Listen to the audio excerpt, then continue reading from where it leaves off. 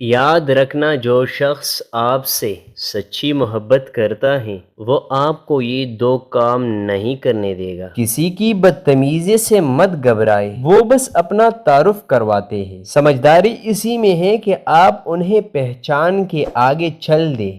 سجدے کی خوبی یہ ہے کہ ہم فرش پر سرگوشی کرتے ہیں اور وہ عرش پر سنی جاتی ہے۔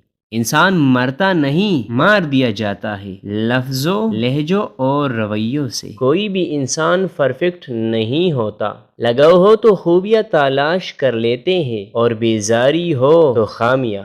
رشتوں کو مضبوط رکھنے کے دوران جب آپ غلط ہو تو اپنی غلطی تسلیم کریں، جب آپ صحیح ہو تو صرف خاموشی اختیار کریں۔ ہر سبق لکھنے کے لیے زندگی میں ایک حادثے کا ہونا ضروری ہے۔ کبھی کبھی انسان نہ ٹوٹتا ہے، نہ گھبراتا ہے، بس ہار جاتا ہے، کبھی خود سے، کبھی قسمت سے اور کبھی لوگوں کے بدلتے انداز سے۔ جہاں محبت وہاں بہتر کی ضرورت نہیں پڑتی، وہاں تو ناممکن شخص بھی پوری دنیا لگتا ہے۔ پھر سے خود کو کسی کا عادی بنانے جا رہے ہو؟ کیا تمہیں نہیں یاد اس سے پہلے شخص نے تمہارے ساتھ کیا کیا تھا؟